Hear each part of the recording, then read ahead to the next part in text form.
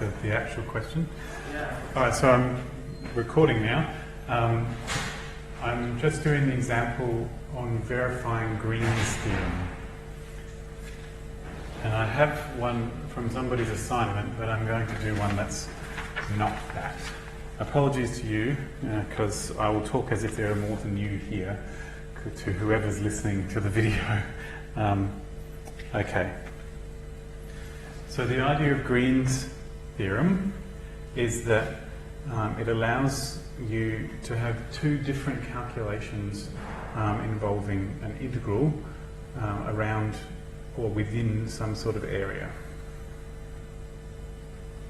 So the idea is that there is some sort of area which in this particular assignment is called omega.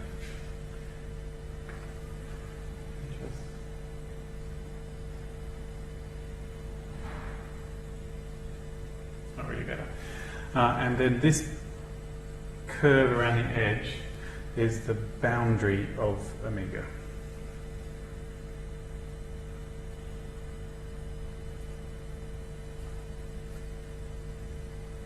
Okay.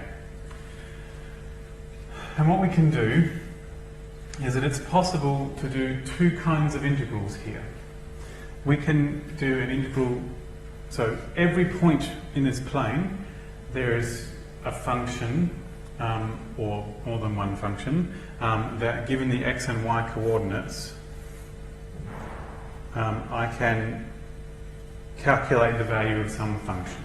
So maybe just here I can sub in the value of x and the value of y and get a value of a function. And you might interpret that as a height if you want.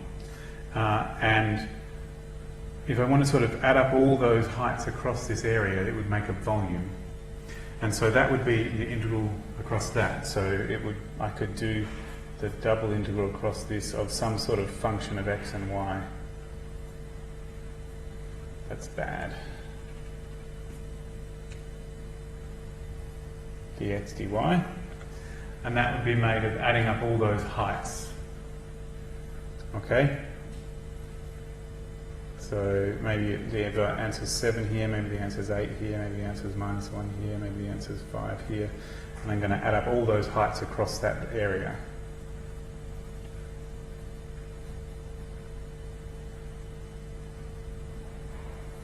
But what I want to make sure is that each height is only counted based on how big the space is that I'm looking. So I'm looking actually at a very tiny little rectangle here where the height is 7. And the height is dx, sorry, the width is dx and the height is dy. That's the idea behind it, behind the double integral. Okay, so that's adding up heights across the area, but I can also do an integral around the boundary.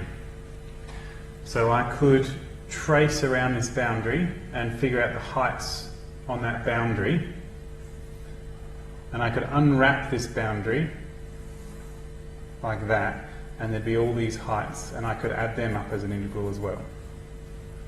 Okay, so I could do an integral around the boundary of something.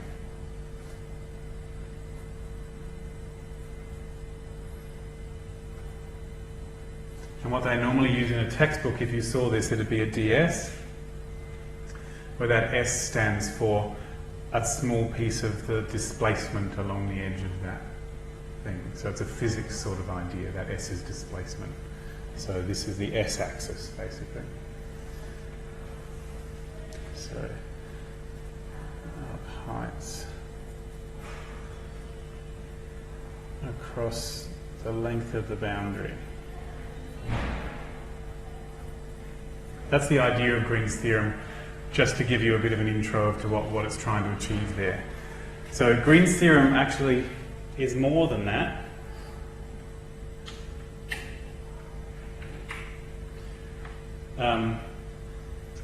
Green's theorem isn't really just about those two things, because those two things will almost always produce different answers. Green's theorem connects two different formulas. I'll have a function that I'm using on the inside and a different function that I'm using on the outside. And if I make sure that this function here is the derivative of that function, like some sort of derivative of that function, then they'll work out to the same answer. So Green's theorem says that if I create a function out of two other functions, I might have a function p, which is a function of x and y, and a function q, which is a function of x and y. If I create a function out of those, so I might have dp on dx plus dq on dy. If I integrate that across the area, then it gives me the same answer as if I integrate this thing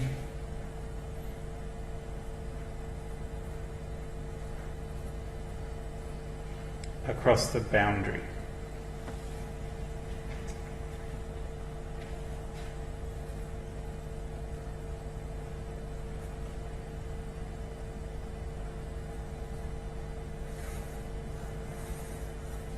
Now this looks a bit confusing, this thing, but the idea is that every time you move a little bit along this line, it will cause a little change in x and a little change in y. And so this dy is made out of some multiple of ds, and this dx is some multiple of ds as well. So, but usually we do it in terms of t. I could do a dt there if I wanted. There's this technical detail that says this x is the actual length of the curve, but I can still do this even if my points are described there in a different way. So I'm just going to do an example and talk through the details.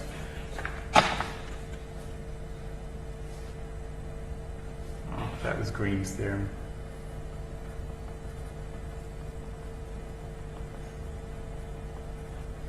Okay. So an example.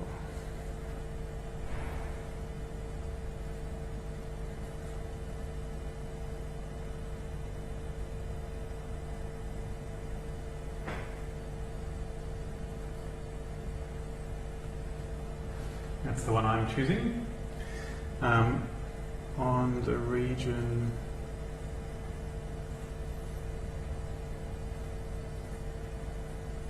bounded by the path 0, 0 to minus 1. No, not minus 1, sorry. 1 minus 2 to 1, 2 to 0, 0. Okay, so that's my example. This is quite similar to the one that is in the assignment that I'm talking about today.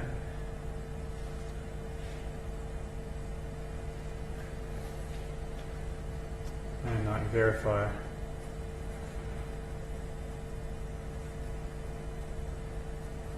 Okay, so that's my example. So Green's theorem has two sides. It has a double integral and a single integral. So I need to know how to do both of those. So for the double integral,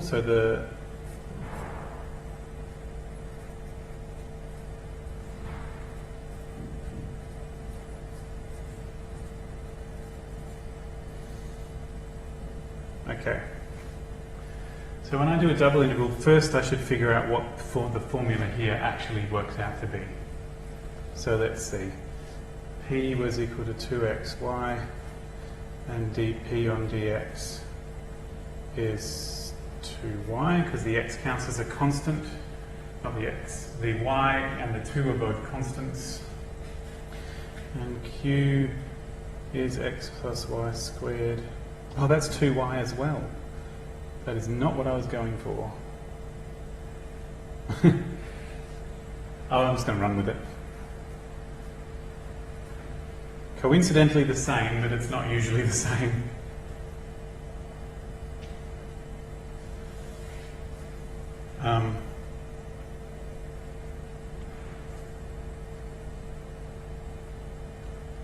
And so I get the integral of 2y plus 2y.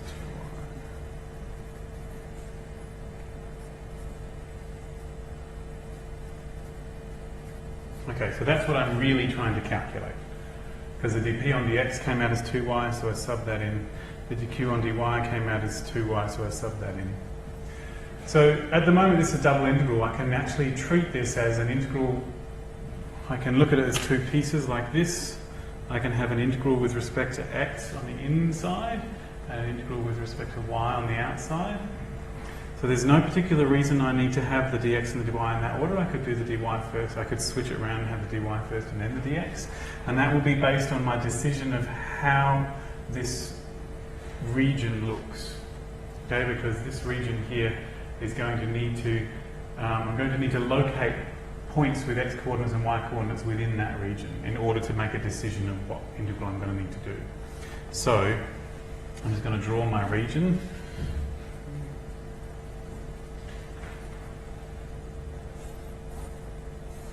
So it goes from 0, 0 to 1 minus 2, which is here. And then it goes to 1, 2, which is here.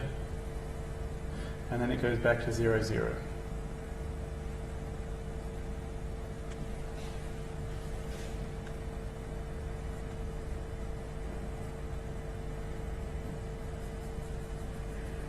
So that's my region. And what I need to do is I need to think about how I would locate a point with coordinates x, y within that region. So I think the simplest way is probably to pick the x coordinate and then pick the y coordinate.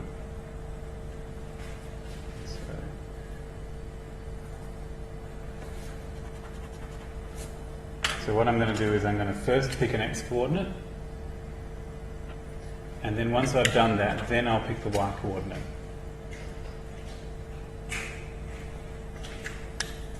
So choose x. In fact, I'm just cross it out. I'm going to put that on the next page.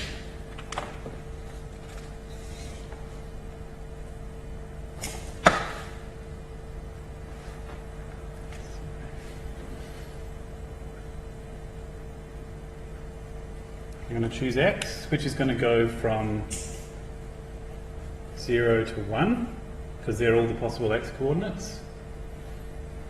My x coordinates go from 0 to 1. And then once I've chosen an x coordinate, then I have various choices for what the y coordinate could be.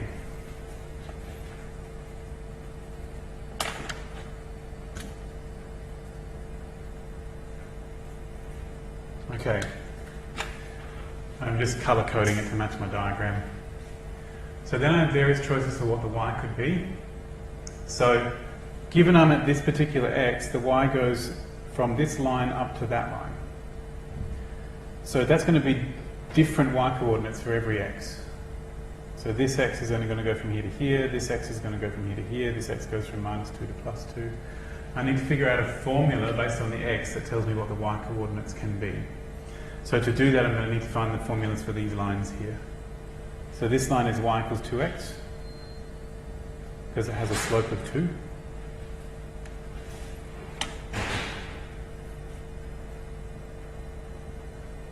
Sorry, that line's y equals 2x, and that line is y equals -2x. And so what that tells me is that once I've chosen the x, then the y goes from -2x up to +2x. How do you feel about that? Okay. So what this means is that when I read my integral from left to right, first I'm going to choose my x and then I'm going to choose my y. So I'm going to go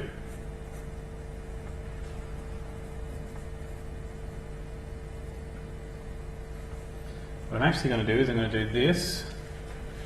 I'm going to go from x is equal to 0 up to x is equal to 1. And then that will have to match with the dx on the outside at the other end. And then I choose the y. So the y is going to go from -2x up to 2x.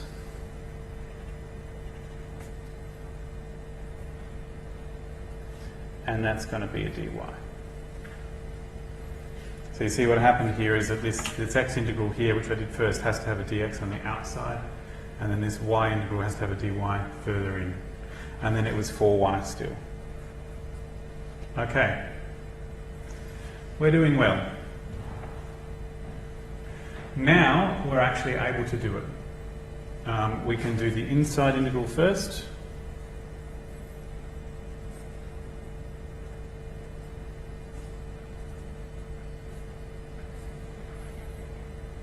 So let's see, how does that go? This is an integral dy, so 4y will go up to 4 times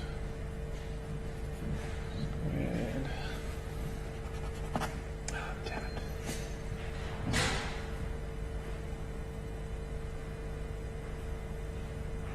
Like that.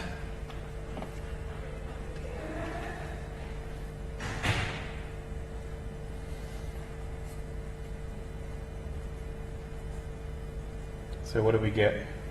That's 2y squared really, isn't it?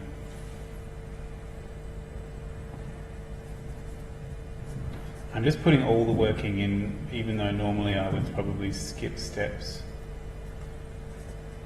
Okay. Okay, so this thing here, I will sub in the top.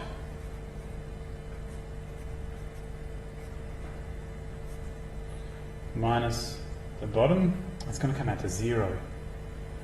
Oh, for fuck's sake. It's okay.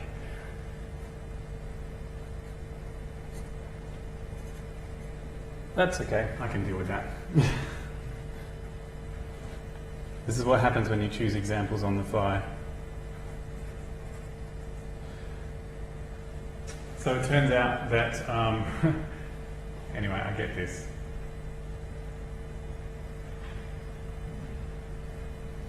I should have chosen a different bottom. So, and the integral of that is 0.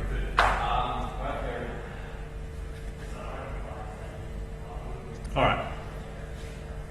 Sometimes what will happen is that this won't be 0 and it'll be like a number, or it'll be a formula involving x, and then you'd have to integrate that as an ordinary integral. So this is now just an integral with x's, and you just do it the way you would normally do integrals. Okay, so this answer comes out to 0.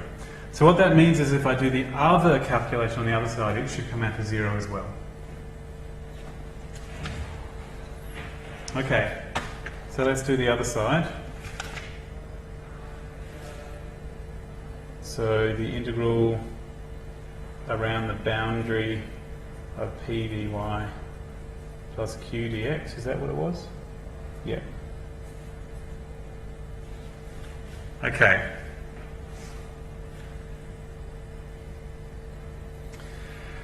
Right, well we're going to have to do this again. I'm just going to draw the path this time. I don't really care what's on the inside.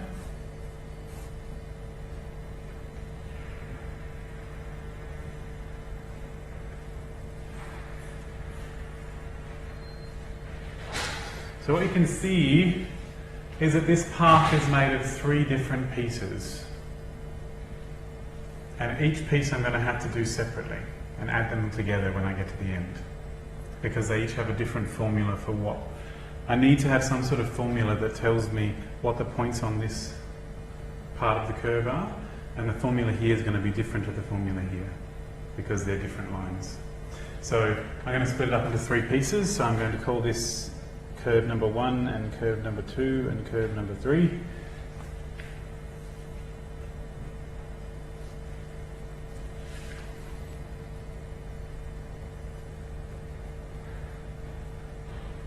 Okay, so curve number 1 is a straight line which goes from 0, 0 to 1 minus 2.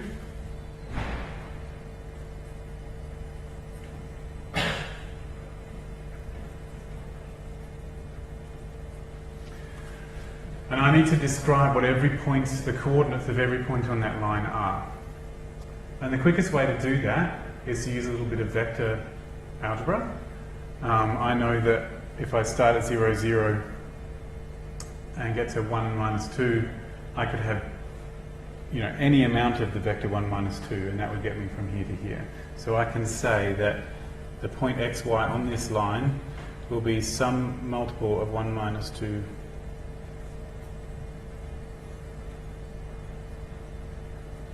from t being from 0 to 1. And that would cover all the points on that line. So this point where t is a half will be a half minus 1. It could be t is 0.9, which would be down here. T is 0.1, which would be over here. And the values of t from 0 to 1 cover all the points on that line. Segment, define segment. And so what I'm going to get is that. So what that means is that x is equal to t and y is equal to minus 2t.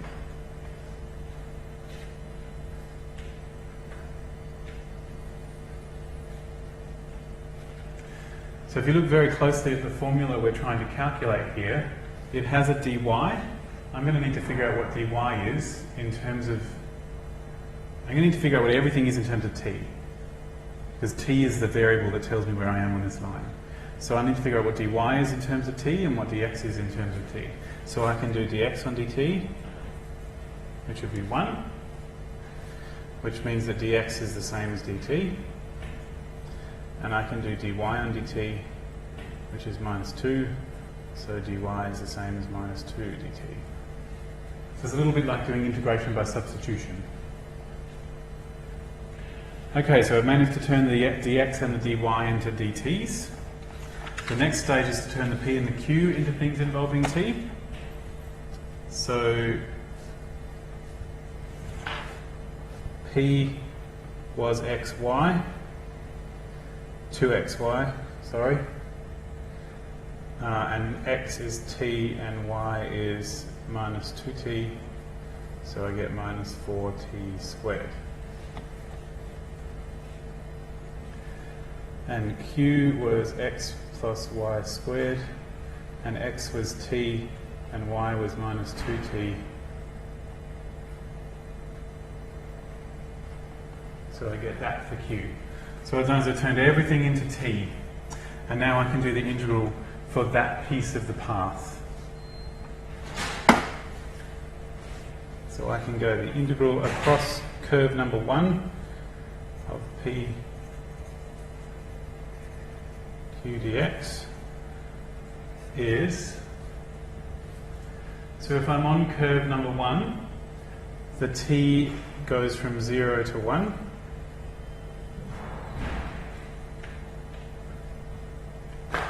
And the p is minus 4t squared, and the dy is minus 2 dt. And the q is t plus 4t squared, and the dx is the same as dt. So I've just subbed everything in terms of t.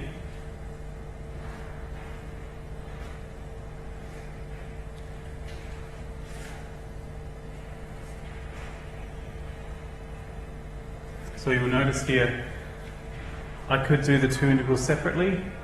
It's probably not necessary that they've both got a dt in them. So I can pull the dt out the back. And I'm left with 8t squared.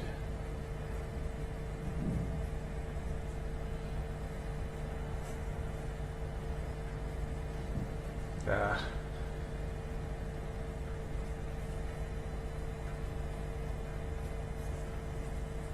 So now it's just an ordinary integral, which I can do. So 12 t squared would go up to t cubed, and I'd divide by 3.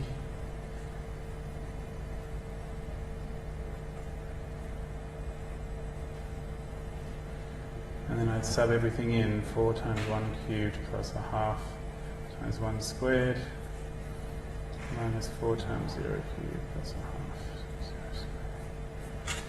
Which is 4.5. I think I've done all that right.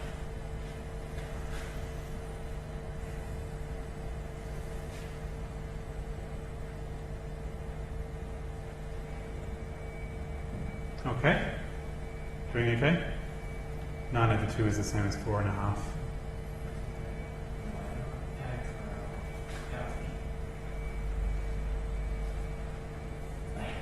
Okay, so that's curve number 1. Curve number 2.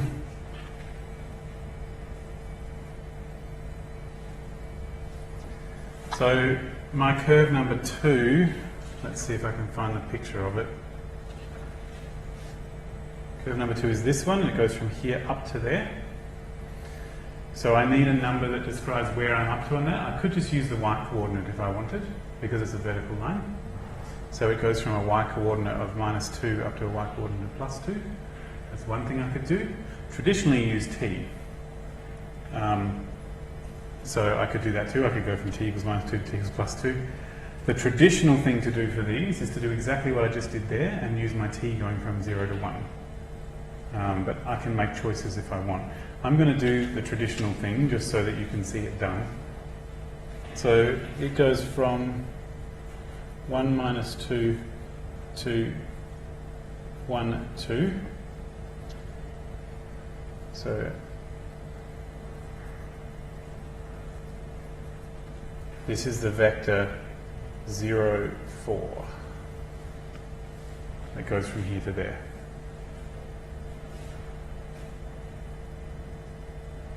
So the vector from here to there is 0, 4, because if I do, I actually can do that calculation. The end minus the beginning, which is 0, 4. And so the line is the beginning plus t times, like that. So the line is always the beginning plus t times the vector that goes from the beginning to the end. So that's going to come out to just 1 minus 2 plus 4t.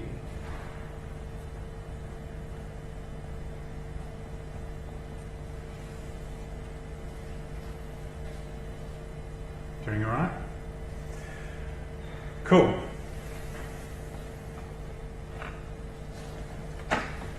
So we'll do exactly what we did before. X is 1, y is -2 plus 4t. dx on dt is 0, so dx is just 0. dy on dt is 4, so dy is 4 dt. And then my p was 2xy, and x was 1, and y was -2 plus 4t. So that comes out to -4 plus 8t. And my q is, what was q? X plus y squared. So x is 1 and y is, well, that's not pretty. I could expand that out, or I could choose not to expand that out. It's up to me. Yeah, might as well. So what are we going to get? We're going to get -2 squared, which is 4, plus 2 times -2 times 4t plus 4t squared. So we've got 5 minus 16t plus 16t squared. Okay, that's what we've got. Not that it really matters, but it's important to do this sort of thing. So we'll move that up. I think I can still see most of that. Right. So the integral around curve number 2 of my p dy plus q dx. Oh, I shouldn't have expanded that out because the dx is 0 and I was going to multiply by 0 anyway. Oh well. So that's going to become, so my t is still going from 0 to 1. My p is -4 plus 8t, and my dy was 4 dt. My q is 5 minus 16t plus 16t squared, and my dx is 0, and so that cancels out.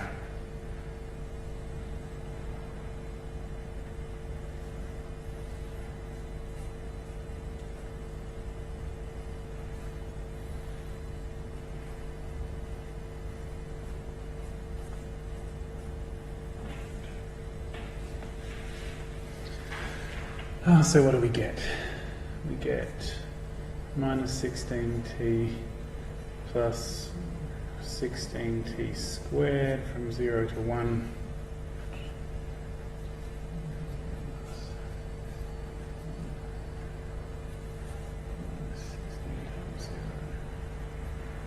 Minus 16 times 0 squared, which is 0. Okay, doing all right. All right, so if this is going to work out to 0, like so far the total has come out to 9 on 2 and 0. If this whole answer is going to work out to 0, the last one has to be minus 9 on 2. Hopefully it's going to work out.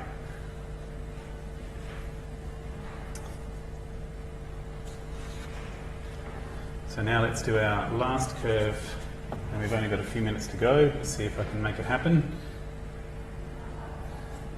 So my last curve goes from 1, 2 to 0, 0, which is the vector end minus beginning, minus 1, minus 2, and so therefore xy is beginning plus t times vector.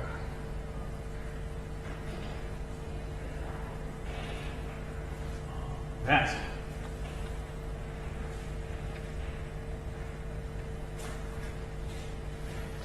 So x is 1 minus t, y is 2 minus 2t, dx on dt is minus 1, so dx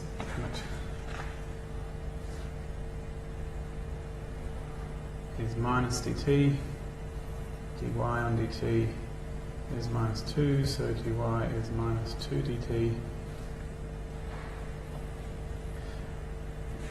P was 2xy, which is 2, 1 minus t, 2 minus 2t.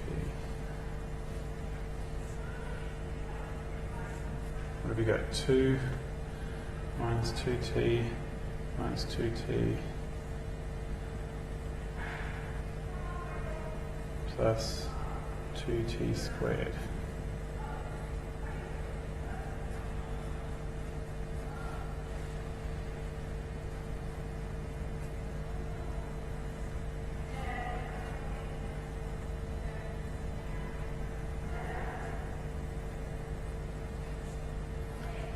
Q was x plus y squared.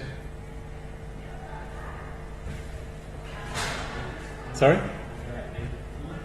8t there? Yeah. Sorry, it looks like a B, doesn't it? So the x is 1 minus t and the y is 2 minus 2t squared.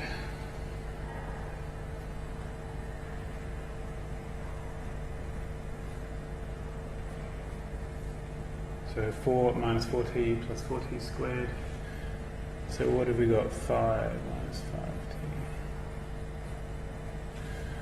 5t. Nearly there.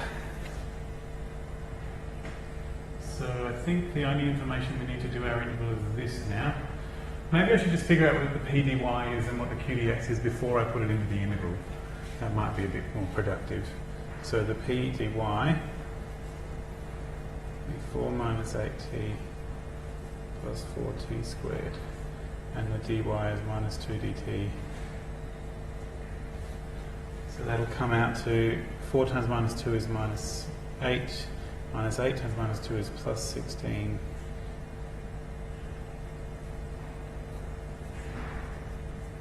And the q dx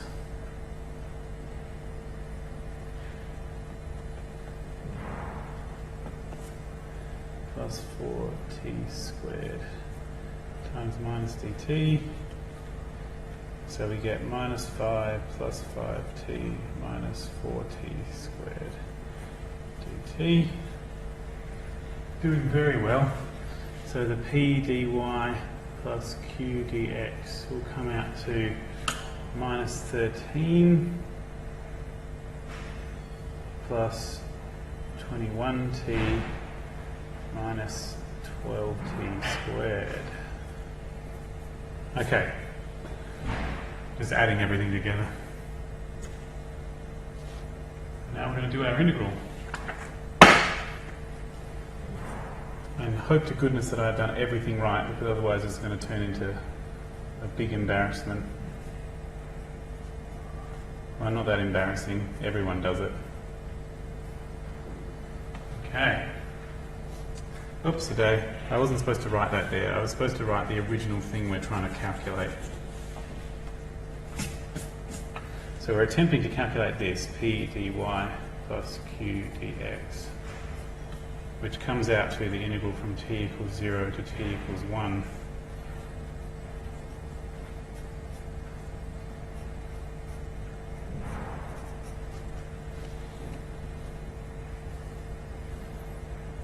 So what have we got? That's not enough space. So minus 13t plus 21t squared on 2 minus 4t cubed.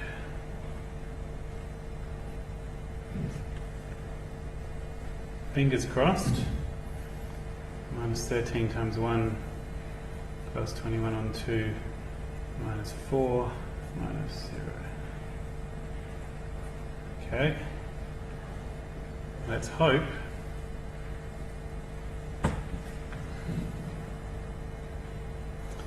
So minus 13 minus 4 would be minus 17. 21 on 2 would be 10 and a half. Yeah.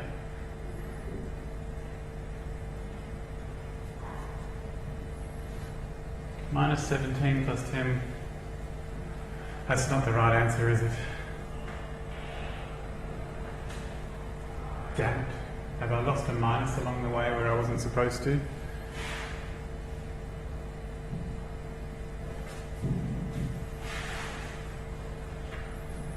It could have been anywhere, right? 2.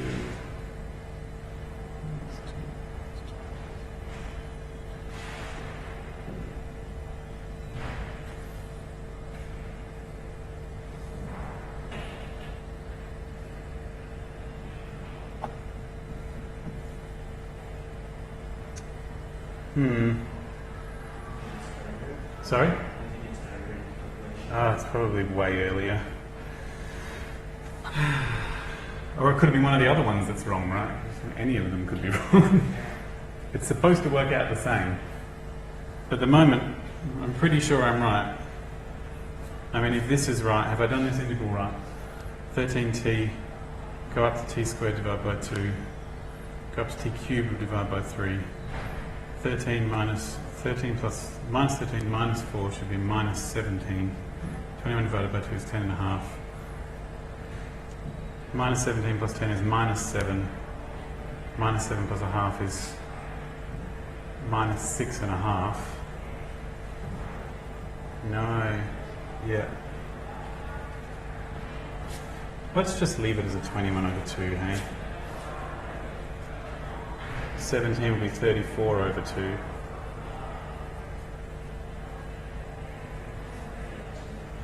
So what am I getting? 13. It is not what it's supposed to be.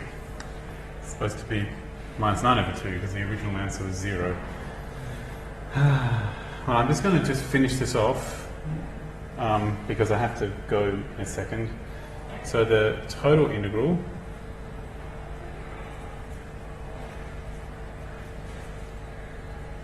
is going to be the integral across each 3 pieces.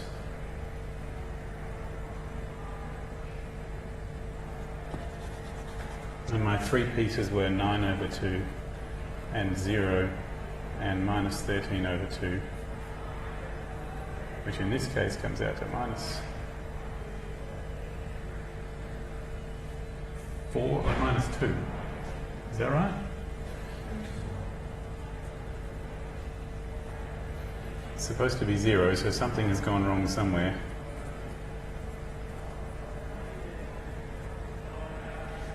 It's supposed to be the same as the first answer of 0. Something's wrong, but I don't know what it is yet.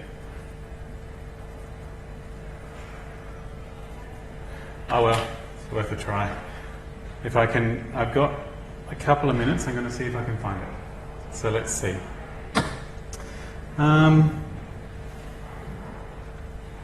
It doesn't seem to be here that the problem is. I think our integral's been done correctly. So it must be earlier than that.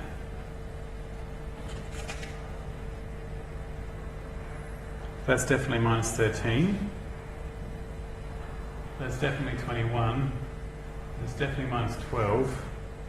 So have these been done correctly? 5. I switched the signs correctly there.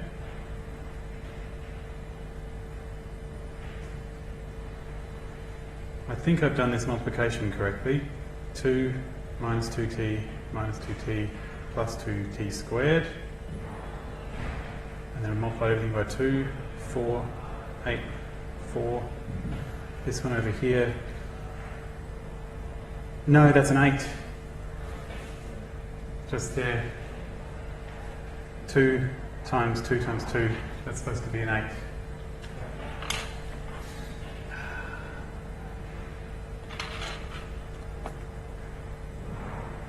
Which will make this a minus 9t, which will make this a plus 9t,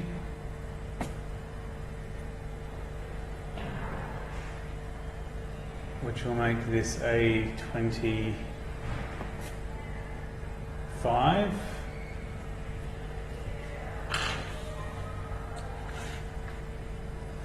that makes this a 25.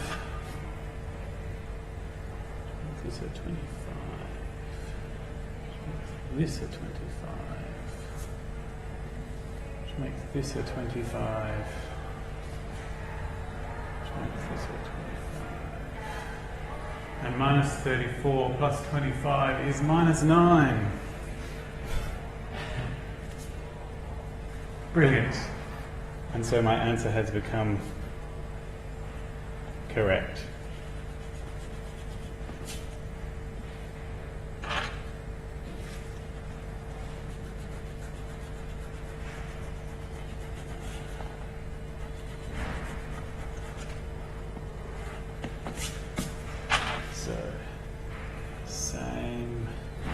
As the first answer of 0, which is what it's supposed to be. Ta-da! Okay, there you go. I used my good strategy of knowing it's probably a minus. That's what I was looking for. I was looking for minus errors, and not starting at the front but working my way backwards, because in the hope that it wasn't too far ago, because you don't want your error to be right at the beginning. Yeah, so I fixed it, and it all works. There you go. That's Green's theorem.